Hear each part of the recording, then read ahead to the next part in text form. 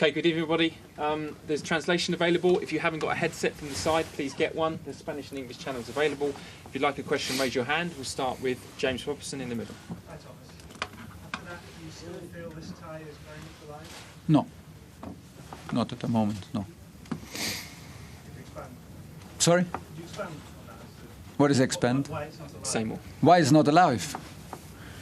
Because we have to find our level back. I don't know where it is, but since national break, the first half is a repetition of the second half against Brentford and in a quarter final against Real Madrid. So far of our level in absolutely everything what the game demands. That you cannot expect a result from this kind of performance. And we have to get the things ready for Saturday and don't think about Bernabeu today, because on Saturday we face Southampton, and if we continue to play like this, we will not get a point there. Nizar. I know you had quite a lot of problems in that first half, but you made 2 substitutions. What were you trying to do, and what were you saying to your team as well? Changed the formation and wanted to turn things around, because I think personally there was enough where we could hurt them, but we were so far off our level in everything what the game demands, tactically, individually, in shape, in stiffness, within challenges that we tried to play in a new formation, and then killed the game off with a big mistake after 3 minutes. Were Andreas and N'Golo particularly at fault for the first half? Or? No, it was a tactical change, and we it's like always. It's never on one player, never on 2 players. It's on all of us. On all of us. I'm included in this, and like I said, individually we lost shape and sharpness, and obviously in the international break we don't look the same. I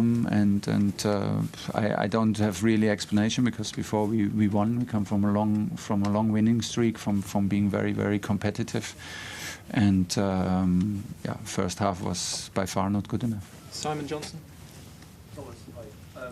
You won the Champions League last season based on your defence and keeping clean sheets. Is it just down to mistakes, or is there something more different from this season to last season? I don't know. If we have the same talk like 5 days ago, we will still speak about the same defensive performance. But since 5 days, it's obviously 7 goals conceded. I don't know. We did not change nothing, not in the approach, not in the lineups, not in the system. So I don't think there is a deeper reason for it. And it's alarming, because it's like in two games 7 goals. But nothing has changed. Somebody? Hi, Thomas. Romelu Lukaku's headed chance, how important was that in the tie as a whole? Very important, I mean, instead of, if there are no more away goals, so if you have like a 1 goal deficit or maybe even a draw, and you saw the momentum was back when we scored. It was a beautiful goal to score. And the momentum was back, and we had the chance to even equalize. There were a lot of spaces, a lot of chances, but the individual decisions today, even after the 2-1, is simply today far from our level and far from our standards. And to come back with a chance like this, a 3-2. I think we had 16 shots or 11 shots, and 16 shots in the second half alone. And of course, goals are crucial. We didn't get them, and we gave a third one away in a way which is it's simply impossible. That then we cannot demand that from ourselves to turn things around if this is our foundation to go into the second game. Okay, gentlemen, Spanish gentleman. Hi Tom, it's Kian Savani from Managing Good. Just wondering if the Christensen sub was a direct response to Vinicius creating danger in the first half. And if so, do you think Reece James kind of playing deeper in the second half, does that impact your offensive ability? Yeah, it's my mistake. Okay, we can do 2 more. Sammy Mockbell and Gary Cottrell to finish. Sammy? Thomas, do you feel over the last couple of games that the issues surrounding at the club at the moment are seeping in and affecting the players? No. And on top of that, do you feel that the schedule that you've you've spoken about in the past is finally starting to catch up with the squad. I was a bit shocked when I saw like the amount of games we played in 2022. I just saw it the last games, the last days, and we were the team with Liverpool to play by far more matches than anybody else in England and of course in Europe. And don't forget, everybody else has 5 changes, and we had like in 22, I think like, I don't know, 3 extra times on top of it, I think. So yeah, it is a bit worrying, and the schedule is not our friend in this season, and we struggle from it. But like also your first question, we can still play better, because it was, I think that we found what we could have found in the first half. We can exploit these possessions better. We can play much better. We can hurt Real Madrid much more. We have to, but we were far off our level, and that is very, very disappointing. That because it's a night where you need to be spot on. I mean, you ask about the circumstances in the change of ownership.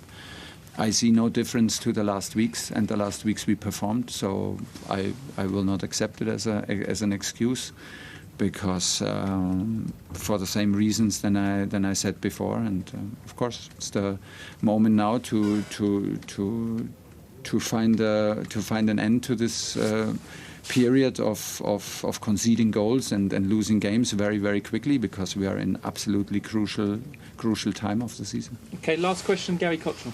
Thomas, I know it's always emotional coming into the room after a defeat, so not always the best time to answer questions. But to say the tie's not alive, go there, important second leg, 2 goals behind. Does that send the wrong message to your players and the right message to Real Madrid? If you wanna put it on this sentence, put it on this sentence. Honestly, I worry more about Southampton than about Real Madrid in the next week. There's my focus. So today, is this alive? No. With this performance, no. Because first of all, we need to play Southampton, and if we don't get our heads and legs straight and our mentality right, we will not win in Southampton, and and then this tie is not alive. If things change, maybe, but. How many clubs in worldwide football won with what we need, 3 goals difference? How often did this happen? So maybe it's only realistic to answer like this, and should not get fatalistic and think like I give the wrong message. I mean, let's be honest. After we sit here after 15 minutes, so you know we are competitive, and we need to find our competitive spirit, our quality, and then we can talk. Okay, thank you, everybody.